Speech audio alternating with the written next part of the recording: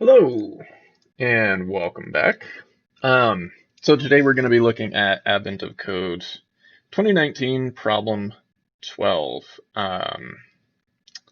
And it is coming up on my favorite time of the year. So soon we'll be doing Advent of Code 2020.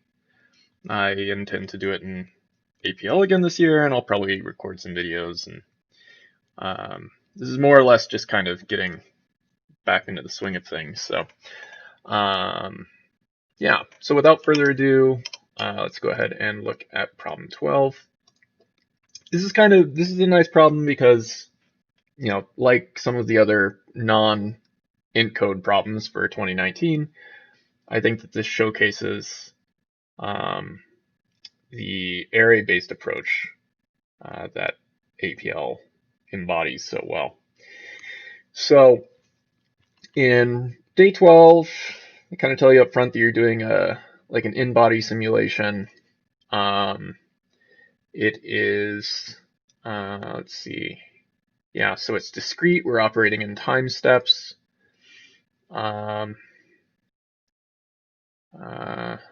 Moons have positions and velocity. The velocity of each moon starts at 0. Okay, well, let's just start with that for right now.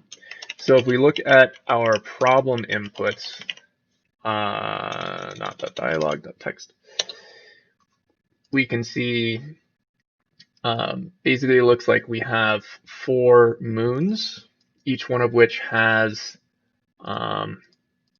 X, Y, and Z position coordinates. So we're just going to want to pull the numbers out and put those into a matrix. So we'll do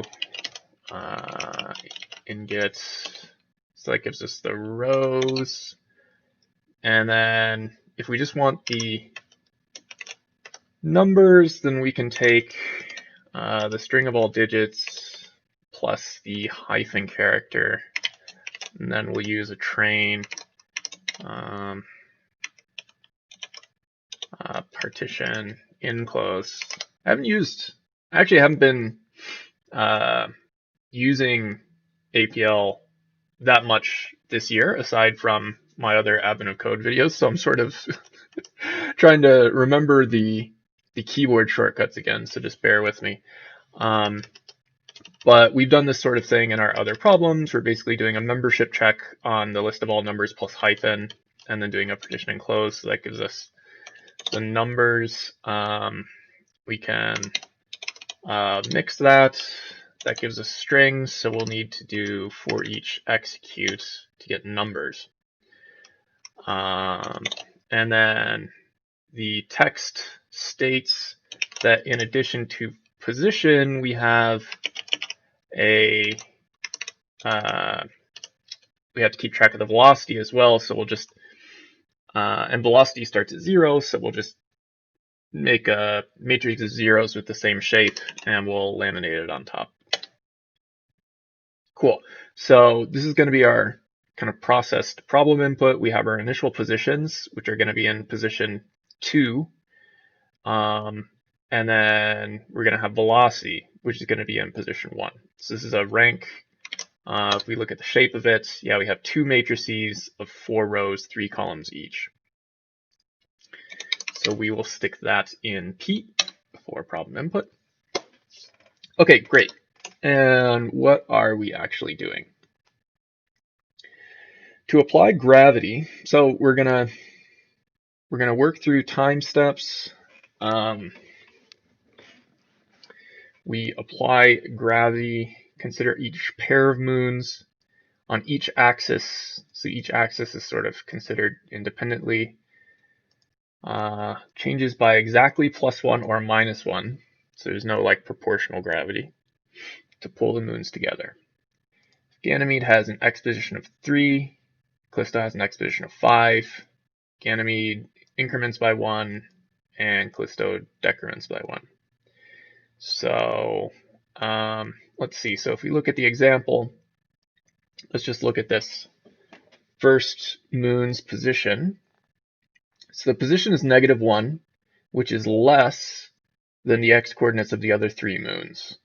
So we would expect this to increment by 3. And if we look at the updated velocity, we see that is indeed the case. For the y-coordinate, it's greater than 1. So -8 is less than. So we would expect -1 and then +2. No, sorry. -2 plus 1. Because there's 2 moons with a y-coordinate that's less than 0. And there's another moon with a y-coordinate that's greater than 0. So -2 plus 1 is -1. And we see that that's the case in the updated velocity. Same with z. So 1 or -1, -7 is less than 2, 8's greater, so we would expect an updated velocity of -1. And then once you calculate the velocity, so this is 3, -1, -1, so if we add that to our current position, 3 plus -1 is 2, yeah. And then -1 plus 0 is -1, yeah, that makes sense. And then -1 plus 2 is 1. By the way, so as I'm walking through these explanations, I'm sort of highlighting text with my mouse. I'm not sure if OBS picks up my mouse highlights, but hopefully just having my cursor in the right places is explanation enough.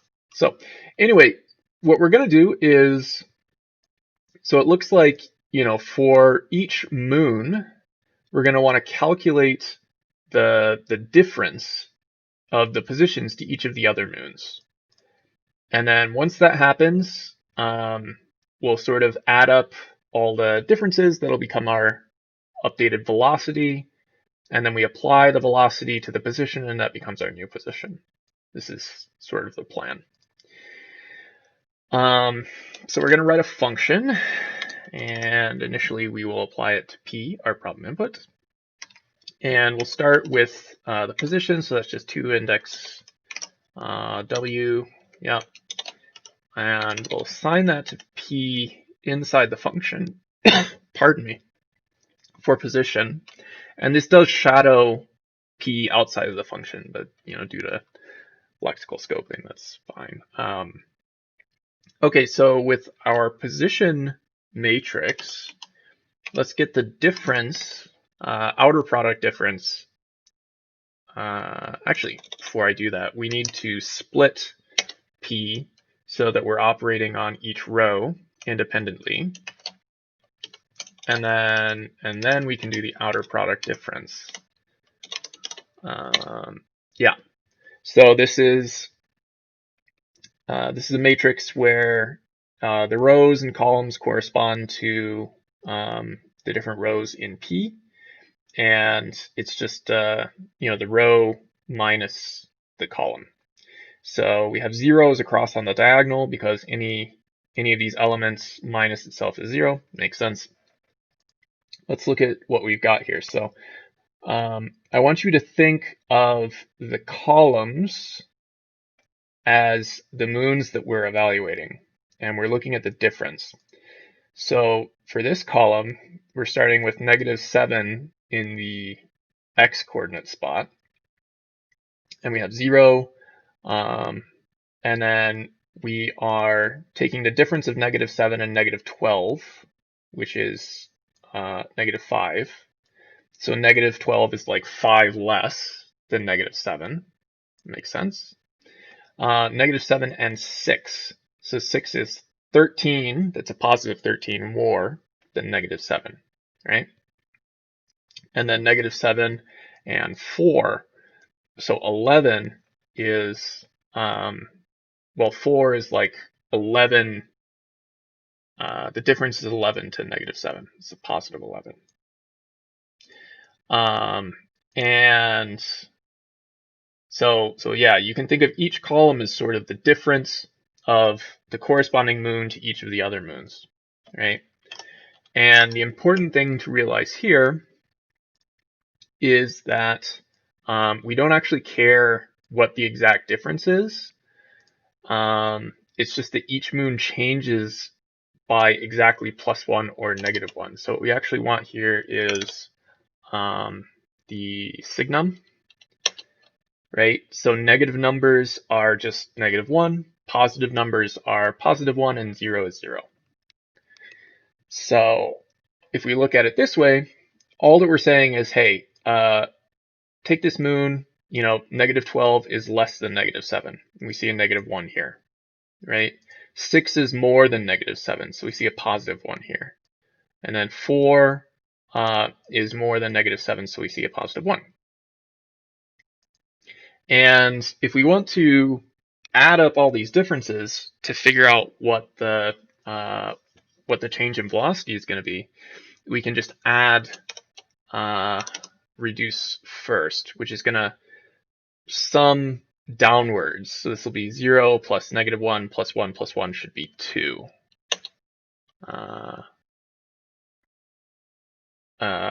No, sorry. 0, -1 plus 1 plus 1 is 1. The -1 and the 1 cancel out. That's my bad.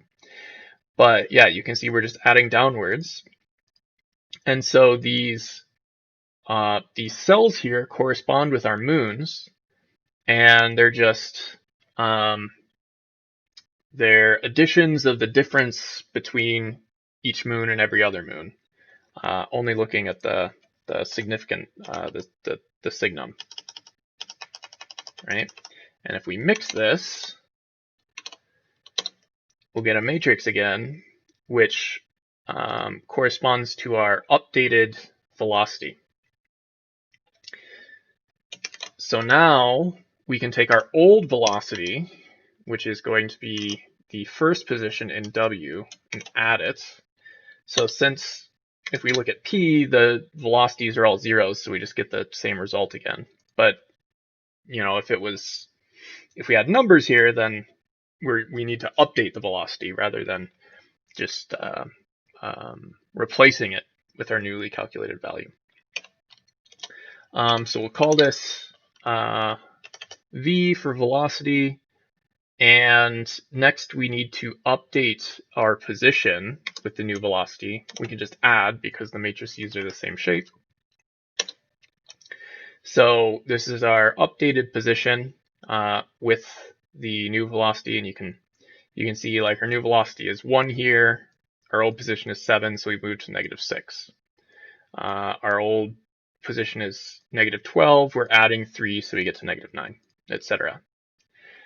And then we just need to add our new velocity to the position in order to get the shape of our matrix to be consistent.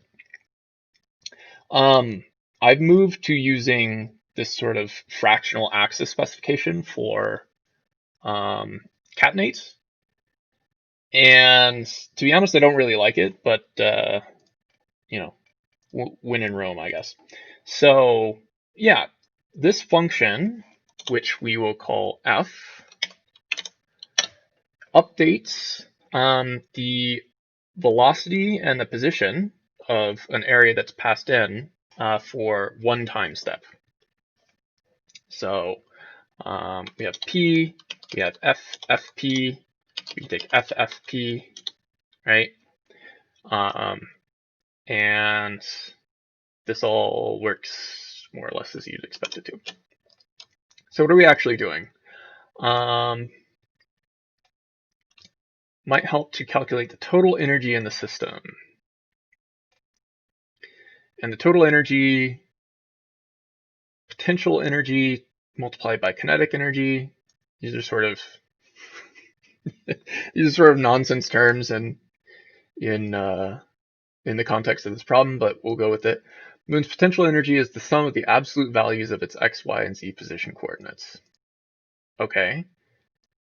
And then kinetic is the sum of the absolute values of its velocity coordinates. So basically what we're doing is we just take the absolute value of our whole array, velocity and position. We add each row together, right, for both velocity and position. And then we multiply the resulting numbers that we get from velocity and position together. And then we just add all these up. Easy sum of total energy, and that gives us our answer. And the question is, what is the total energy in the system after simulating the moons for 1,000 steps? So simulating for 1,000 steps is pretty easy. We can just use the power function on P, which is our initial input. You can see it's pretty fast. So this is the state of the system after 1,000 steps. We'll take the absolute value. And then, as I was saying, we just sum along the rows. And so you can think of this as the top row being the sum of our velocity rows, and the bottom result row here is the sum of the position rows. So then we can just multiply first. This will multiply downwards. So 30 times 110 is 3,300. And this multiplies the sum of each corresponding row together. And then all we have to do is add these up. And that gives us 12,773, which is indeed the answer. So yeah, this is all pretty easy to do with array operations so far. The next part is a little bit trickier. The question is, does the state of the system ever repeat? And if so, how many steps does it take? But the problem is that just kind of, I mean, you could do, right? So using the power operator, you could do something like, you know, if we do a function w match left on P, this would basically run until we've used the power operator before, but this is basically a comparison function. It will basically run until the result of applying this function is equivalent to our initial input. The problem is that, like, I don't know, this would probably run until the heat death of the universe or something if I ran it, because we're just dealing with very large numbers. So we need to be a little bit more clever about this. And the key insight, which, considering, you know, this is, I'm talking about this like 11 months after the contest, so I'm sure everyone's figured this out already, but essentially when we're doing these calculations, we're actually considering each axis individually. So, you know, when we're doing the calculations for X, Y, and Z in terms of position and velocity, there's no cross-pollination. Like when we're calculating the updated values for X, we're never considering any values for Y. And similarly, you know, with Z, we're never considering any values from X, etc.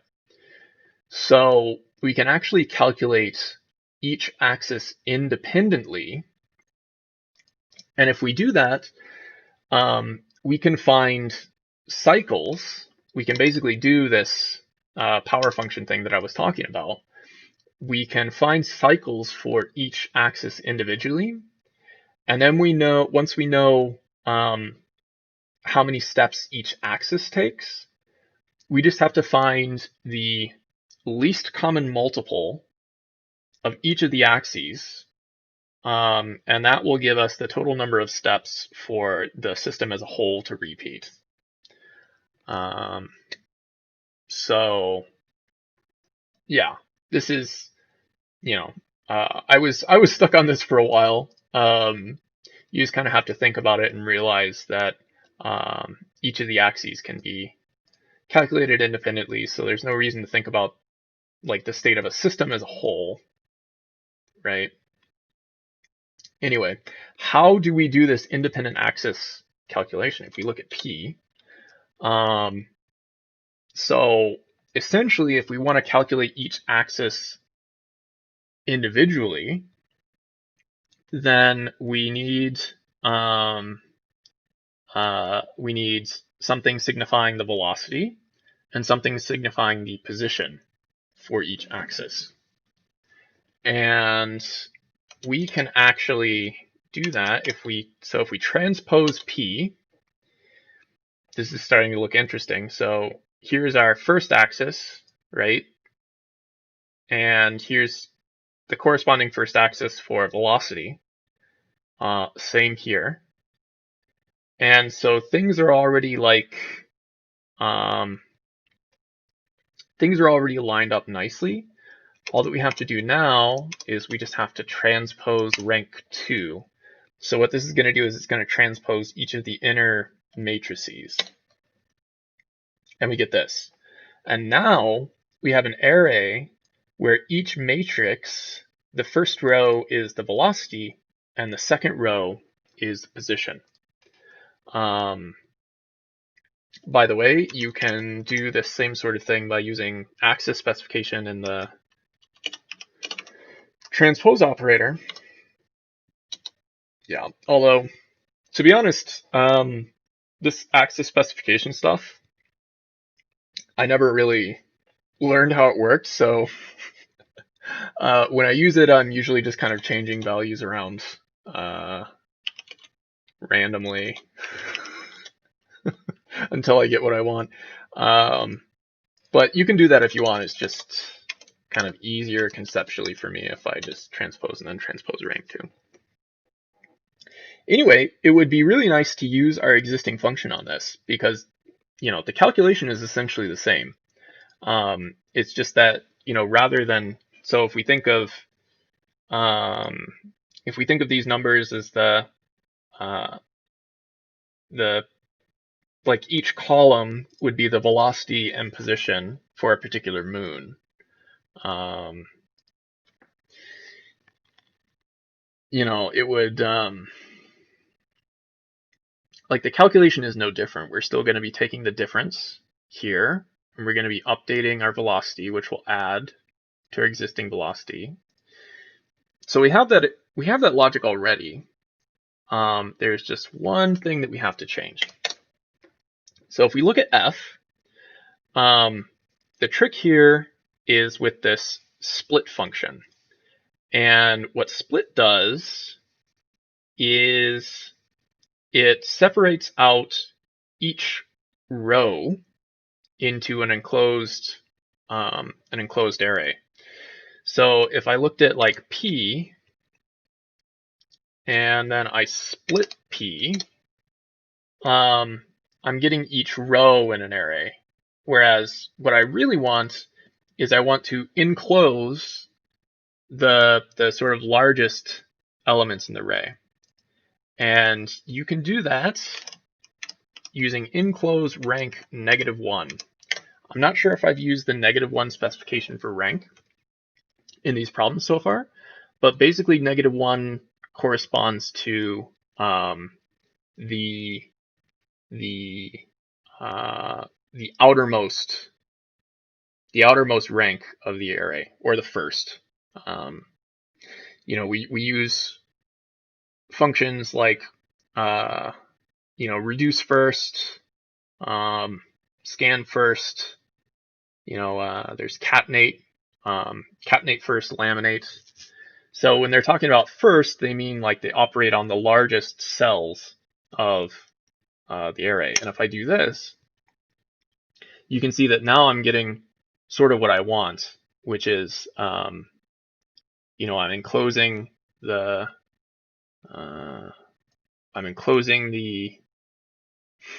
velocity here, and I'm enclosing the position, or I'm enclosing the two largest cells of P.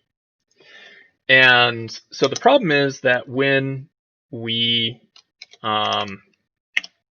feed in these matrices into F, it's going to split apart the position and it's going to split apart the velocity, but those are going to be vectors, not matrices. So if I just have, a vector like iota 4 and I try and split it, I don't get each one of the each one of the elements enclosed. I get an enclosure of the entire the entire vector. And if I try and do like a Cartesian product minus on this, it's not going to give me anything useful, right? But if instead I did enclose rank -1, then it's just going to give me the vector back, which is actually what I want. So enclose basically turns something into a scalar. And what this is doing is it's just enclosing each one of these cells individually. Since they're already scalars, I just get the numbers back. If I, let's say that I took, position for P, this is our position vector, and I enclose -1 here, then I get the rows, which is equivalent to the split functionality we were using earlier. So if I go back to here and I'm doing, enclose -1, now I can do Cartesian product subtract, and I get, the answer that I'm hoping for here. So all we have to do for F in order to support this rank polymorphism is we just have to replace split with enclose rank -1. That'll be F. Great. So, all right. So now that we have that function fixed up, we can get back to this, which is splitting out the different axes. And what I'm going to do here is I'm going to do a rank2 function. So we're going to write a function that operates on each matrix individually. And this is going to be, we are interested in the count, or how many steps it takes to reach the first state that exactly matches a previous state. So we're going to initialize a counter. Starts at 0. And then we're going to do the power function, just like I was talking about before. And we'll run it until the output of that function matches our initial input. And actually, we can't just use F here. We need to increment the counter, and then we can run F. And once that is all done, then we just care about C. Right?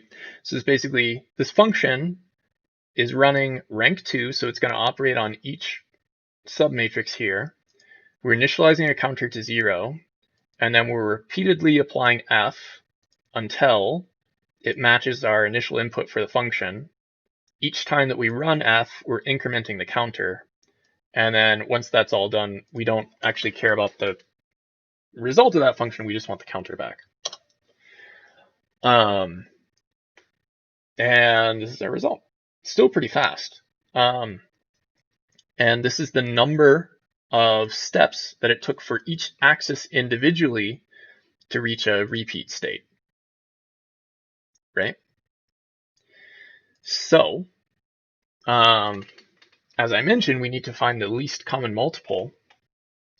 And actually, the logical AND operator supplies this already. You can think of AND as like it's basically a special case of least common multiple.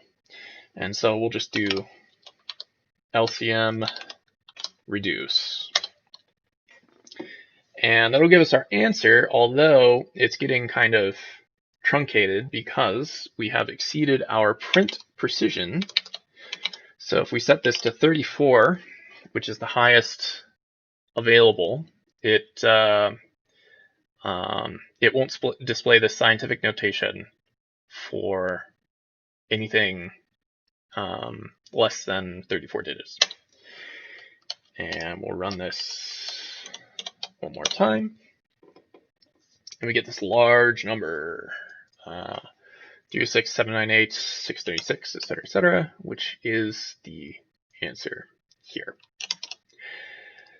So This is kind of a whirlwind tour, but I think that this problem is interesting because, as far as I know, this is the only time that I've used this sort of rank -1. And so you can think of this f, this function that we specified, as being what's called rank polymorphic. Like it doesn't really care what the shape of the area that we pass in is. You know, it's fine operating on matrices. It's fine operating on like 3 arrays or vectors or whatever. So, yeah, this is, I typed all this up previously. Let's see. I think this matches with the implementation that I've given here. And so this is the entirety of the code. It's 4 lines.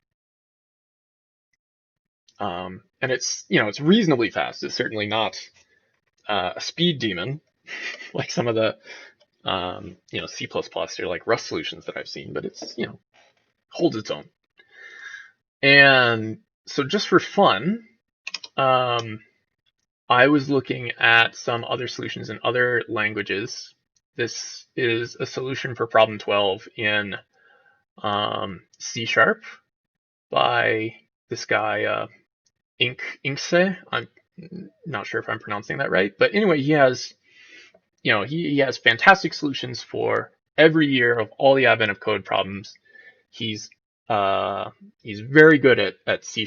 He utilizes, you know, all the great features in the language. I personally, I use C# in my day job, and I don't, you know, I don't think that I know the language as well as this guy does.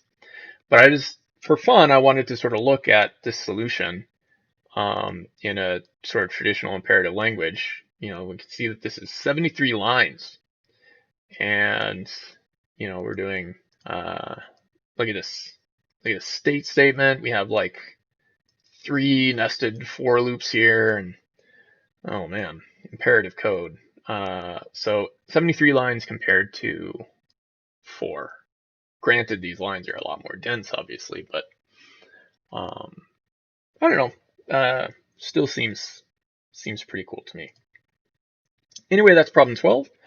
As I mentioned, I am going to be doing 2020 as well. I haven't decided if I'm going to try and like actually be competitive and, you know, live stream solutions as they're released, or if I want to do more relaxed sort of after the fact videos, which are, I think the after the fact videos are somewhat better from an educational sense. Just because I have time to compose my thoughts and walk through things more clearly, at least theoretically. Yeah, I think APL gives me a shot at actually trying to, you know, compete for the leaderboard. But, you know, we'll see. Anyway, that does it for now, and thanks for watching.